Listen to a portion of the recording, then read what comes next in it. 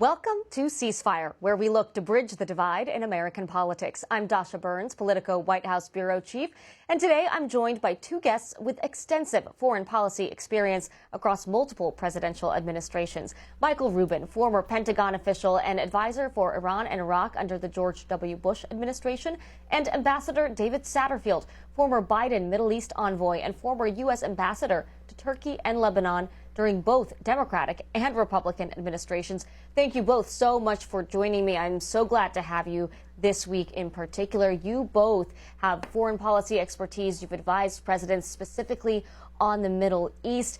I want to first start with your experience and how it creates a lens for you to see today's actions by this administration. David, let's start with you.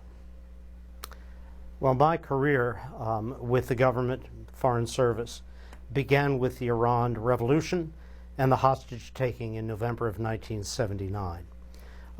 Since then, for almost half a century, Iran has been a source of instability, threat, presumed hegemony over its Arab neighbors and over the broader non-Arab region. It's a threat that has projected to the far corners of the world through its proxies, into Latin America, into Europe, even the United States.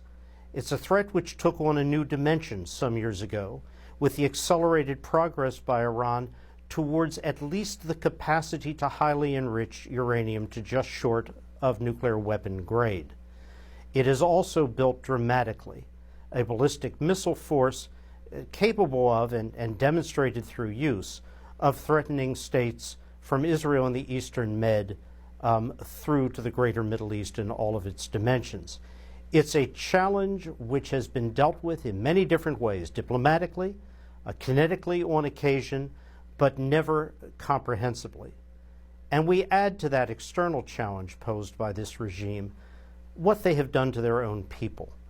Iran has, this clerical regime has, over a half century, deprived the people of Iran of the most basic sources of livelihood. Its corruption, its grotesque mismanagement have left Iranians in a position before this campaign ever started, before last June and its attacks, not in a position to serve its own people. And when the people rose up, they were massacred this January. So what we are watching is the response to 4 decades plus of disastrous external and internal policies by this criminal, corrupt regime. Michael, you've also seen so much over the course of your extensive experience. How does that previous service inform how you view the current situation? Well, first of all, I agree with what David has said, Dasha. And as you know, I used to live in the Islamic Republic of Iran. I had done my doctoral dissertation research over there during both the Rafsanjani period and under Mohammad Khatami. But both in government and out of government, what I've concluded is there is no magic formula. Our political debate might have that each side has a monopoly on the truth, but in reality, the world is complicated.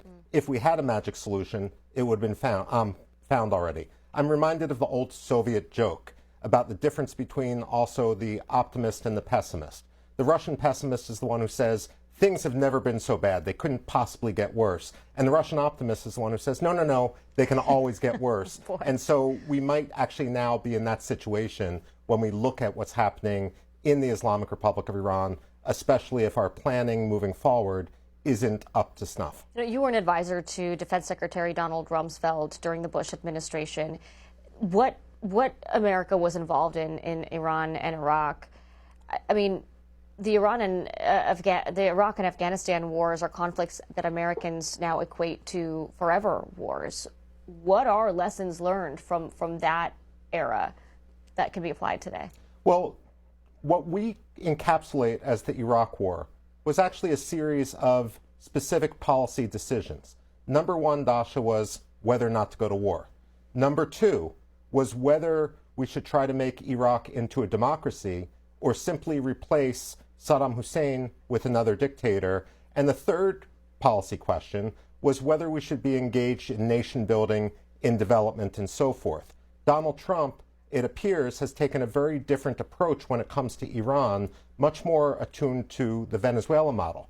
As an analyst, when I look at who our bombs are killing, I'm actually more interested in who our bombs aren't targeting.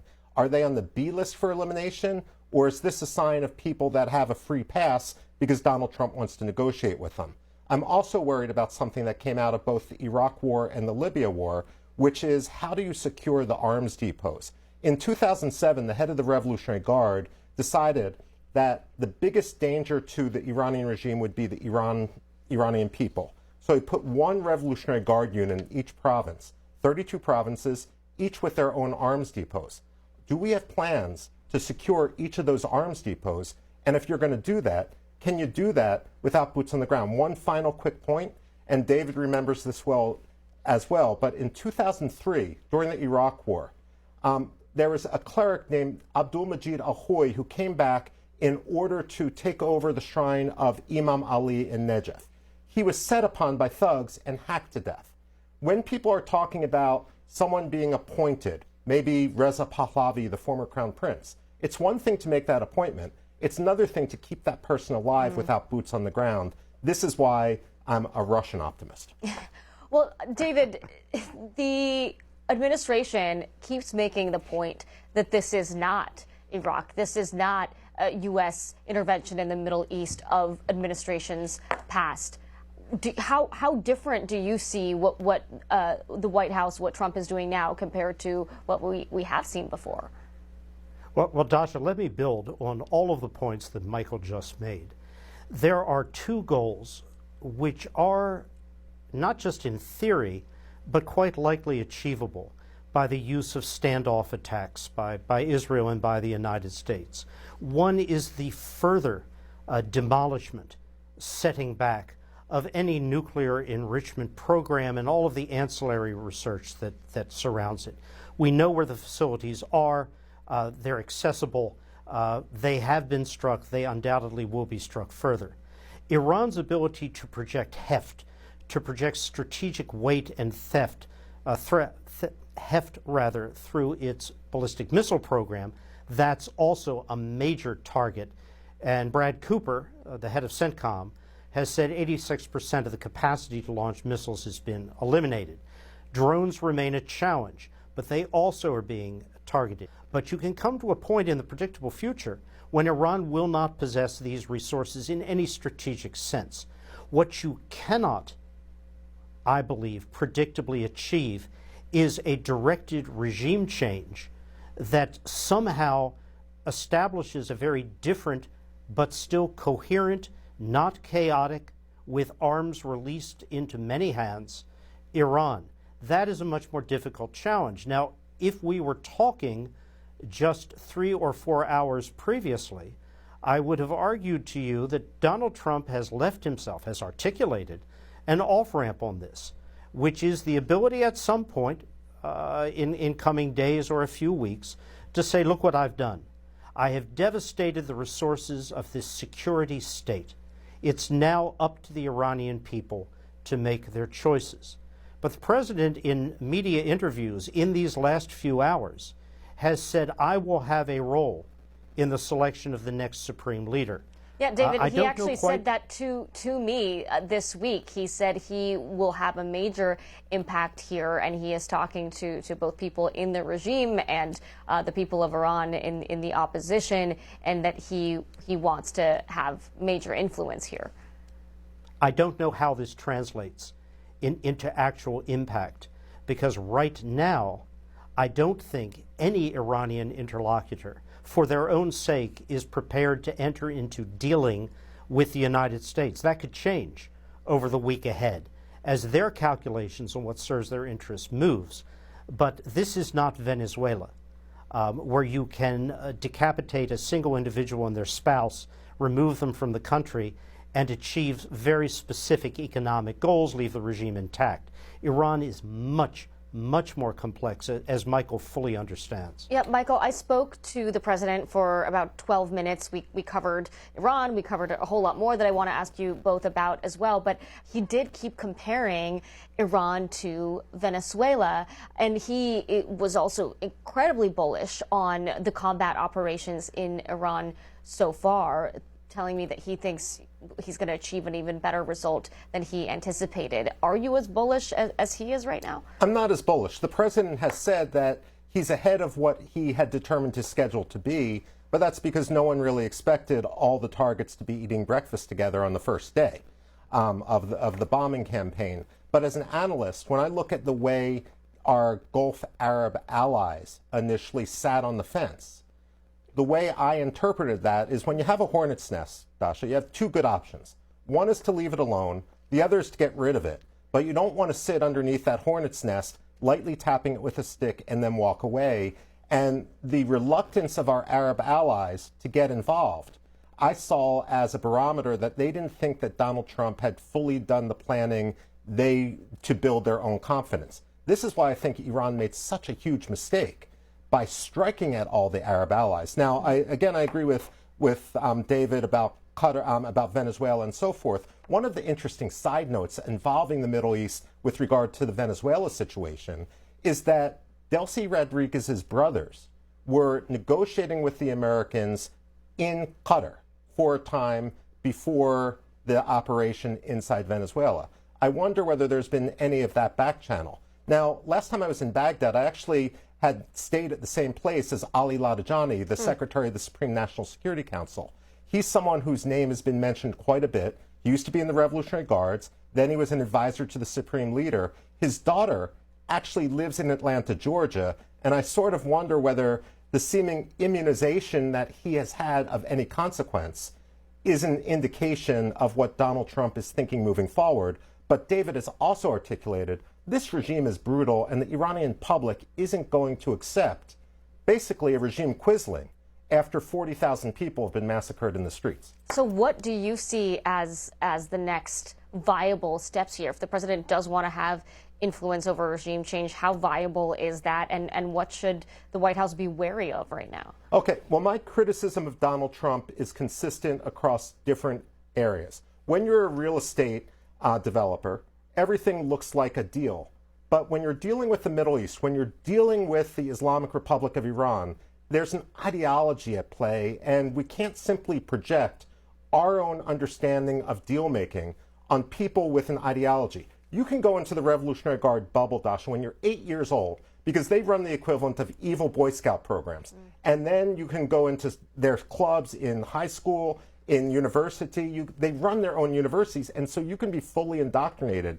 When you're dealing with people that are that indoctrinated, simply wanting to build big buildings or saying, let's have a deal, make peace, isn't going to work. One final point, the reason why diplomacy was always doomed. If you're Ali Khamenei, you've been president, then you've been supreme leader, you've encapsulated the nuclear program. The Iranians have lost up to $2 trillion in sanctions and lost development.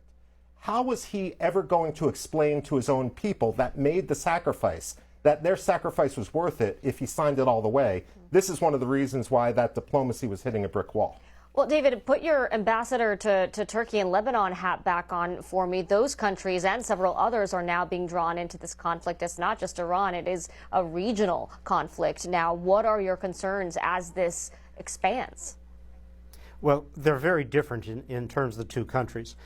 Turkey, President Erdogan will be very careful not to become drawn into this conflict in a way that either alienates Donald Trump, who is a vital personal connection, ally for President Erdogan, and also prompt Iran to target Turkey as a hostile state. He has bridged this kind of issue very adroitly with Russia during the course of the Ukraine conflict, in which he has maintained a critical relationship with Putin while contributing significantly to the armament of Ukraine. Lebanon is completely different. Look, Lebanon, and here I go to Michael's point about ideology triumphing over what we would say was rational judgment or self-interest. Hezbollah had a clear message from the Israelis that they were not going to strike Lebanon unless they were hit by Hezbollah. Very clear. Hezbollah suicidally launched 3 missiles into the Galilee, 2 of which landed in empty fields, 1/3 of which was intercepted. And in response came the campaign, which is underway as we speak, with the latest Israeli declarations calling for the evacuation of all of Lebanon south of the Litani. It's about 500,000 people, as well as the so-called Dahya, the southern suburb of Beirut City, where Hezbollah's headquarters and many assets are located. Hezbollah brought this on itself. Is it rational? Is it self-interested? No. But it is the product of ideology, both Hezbollah's and Iran's. David, could I actually ask you a question about Turkey, since we're virtually in the same room?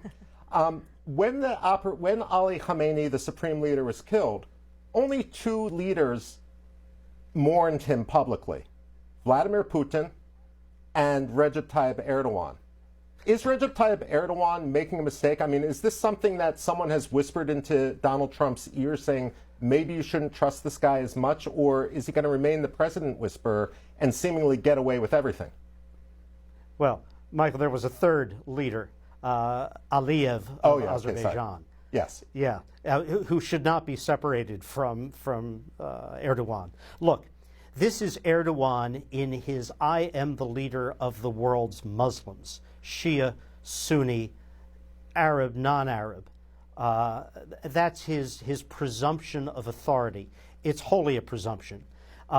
Those kinds of remarks aren't taken all that seriously. Okay. I do not believe Donald Trump reacts to them in any meaningful strategic fashion.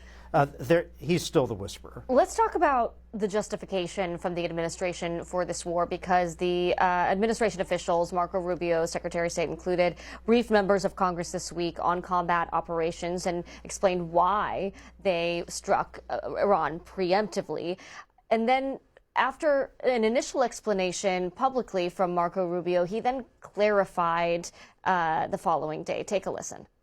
And was there an imminent threat? Did you tell lawmakers that there was an imminent threat? There absolutely was an imminent threat, and the imminent threat was that we knew that if Iran was attacked, and we believed they would be attacked, that they would immediately come after us. And we were not going to sit there and absorb a blow before we responded, because the Department of War assessed that if we did that, if we waited for them to hit us first after they were attacked, and by someone else, Israel attacked them, they hit us first, and we waited for them to hit us, we would suffer more casualties and more deaths. We went proactively in a defensive way to prevent them from inflicting higher damage. Yesterday, you told us that Israel was going to strike Iran, and that's why we needed to get involved. Today, the president said that Iran was going to get. Yeah, your statement is false. So that's not what I was asked very specifically. Were you there yesterday? Yes, I asked okay. you a question. No, were you the one that? Because somebody asked me a question yesterday. Did we go in because of Israel? And I said, you were asking me that follow-up, and I said no.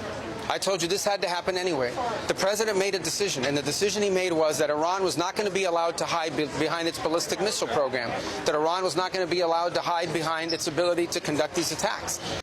So, Michael, what do you make of these 2 responses from Rubio and just what we've heard overall over the course of the week from the administration about the justification for these actions? Well, the Trump administration, frankly, like the Bush administration as well, is doing itself harm with its lack of consistency. That said, one issue that we're not talking about, but which I think determined the timing to some extent, remember that in April and October of 2024, Israel attacked Iran and took out Iran's anti-air system. The timing of the 12-day war in June 2025 was determined by Iran reconstituting its air defense. When we talk about diplomacy and the window for diplomacy, the fact that the Russians were shipping anti-aircraft missiles to Iran, and the Chinese were even talking about shipping carrier-killer missiles, I think really narrowed the window of opportunity. It's not all about Israel and the United States. We're not the only players in the sandbox. Yeah, David, do you think all other efforts diplomatically were exhausted here? What do you make of the administration's justification? I agree completely with the comments that Michael made. This administration has not effectively and coherently, consistently communicated what is a genuine justification for efforts to at least dramatically mitigate the threat from the nuclear enrichment program and the missiles, and the very real potential, if not certainty, that both those threats would progressively grow with time, whether indigenous or assisted by external elements. It's a communications problem of a fundamental level, but the substance of the threat is not something I believe is challenged, and I don't believe there was any diplomatic resolution possible. Indeed, I think the Iranian regime probably preferred that this campaign come. They believe they will survive it, much as Hamas was always convinced it would survive the Israeli campaign in Gaza, and that they would emerge with a different set of options before them than they possessed beforehand.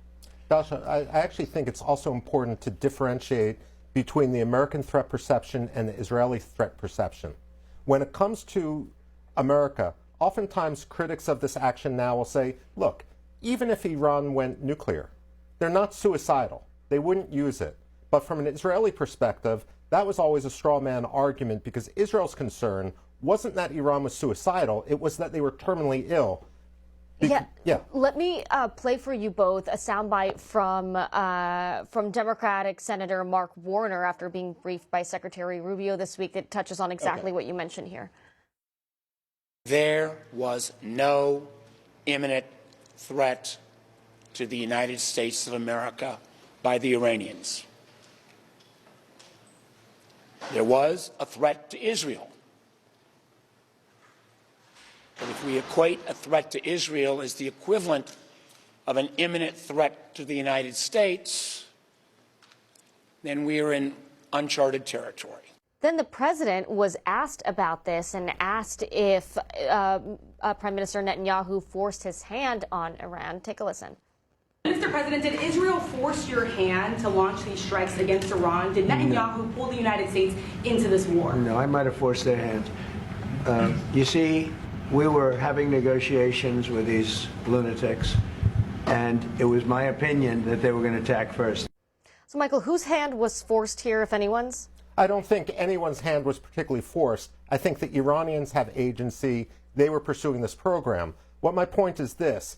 If Iran developed nuclear weapons, they would be in the command and control and custody of the most ideologically pure units of the Revolutionary Guards. Now, if you have a protest movement, and these protests have been accelerating in Iran, so it looks like the regime is about to collapse, how do you actually then stop the regime in the last 24 hours of its life from launching these nuclear weapons? When we look at what happened in 2024 with the attacks on Israel, a lot of people say Israeli air defenses were good. They shot down all but 7 of 300 missiles and drones. But if any of those 7 that got through had radiological, chemical, or biological warheads, it would be a whole different story. And what always struck me as an analyst as well is while Iran said they needed enrichment for their own nuclear power station at Bushehr, it's been refueled 8 times. And in each case, it was refueled by the Russians. The Iranians have never used any of their own enriched uranium to refuel their own civilian nuclear program. Yeah, David, can you explain Israel's role in working with the United States, either pushing for action or working with the United States? I mean, how does Netanyahu's desire to see this regime in Iran toppled play into what we are seeing the United States do today? Look, let's walk the clock back to September of 1980, Way back. 2024. Way back, no, to September of 2024 when the pagers went off in Lebanon. The extraordinary events that followed, the decimation, literal decapitation of Hezbollah's leadership, the extraordinary rapid, in 11 days, overthrow of the Assad regime after 50-plus years of power, all of this transformed the region, and what Michael referred to, the Israeli strikes that showed Iran was naked to its enemies. It had no ability to control its own airspace. All of this has shifted the strategic balance in the Middle East and the threat picture very dramatically away from the challenges Israel has historically faced to a much better position. But Iran remained, and I absolutely agree. Whether Iran pursues a nuclear weapon or not, the threat that it could, that it possessed the highly enriched uranium, 60% plus, which has no purpose other than to be further enriched to bomb fissile material, all of this posed a major challenge, not just to Israel, but to every Gulf state. And you saw hedging behaviors beginning. And I got to draw attention to that. The Saudis, over the course of the past year, took a series of steps, you can call them de-risking, hedging, which indicated a certain lack of confidence in the U.S. ability to come to their aid and a certain greater recognition of the threat Iran posed. They made a separate peace with the Houthis, whom MBS started out, along with MBZ and UAE, as a violent opponent of. And he was making steps to reconcile with Iran. I believe Iran's own misjudgment, although I understand it strategically, of attacking the Gulf states has changed all of that, but there were lines underway, lines of action, which weren't in the favor of the U.S. or Israel, were in favor of Iran. But I want to make a comment here that goes beyond, Dasha, the issue of Israel's role in all of this. And I'll go to Senator Warner's comments. I regret profoundly the introduction, albeit obliquely, of Israel has suckered us into this campaign. And what is a threat to Israel is not a threat to the United States. If there is a sea change in thinking, it is a senator expressing exactly that thought. It is one I find deeply regrettable, and it starts one down a slope, the end of which we all understand and is not desirable at all for the United States. Okay, we've got about 30 seconds, and I'm going to ask a very simple question here. How would you define the Trump foreign policy doctrine? David, we'll start with you, and we'll wrap up with Michael. What can produce acquisitions or declared victories for Donald Trump? Thank you, sir. Michael? I would say Donald Trump doesn't want to be a lame duck president. He is going to do what he thinks is right, regardless of what procedures and precedent may hold. All right, gentlemen, thank you so much. We really appreciate your expertise today. That's all the time we have. Former Pentagon official Michael Rubin and former Ambassador David Satterfield, thank you both so much for joining Ceasefire.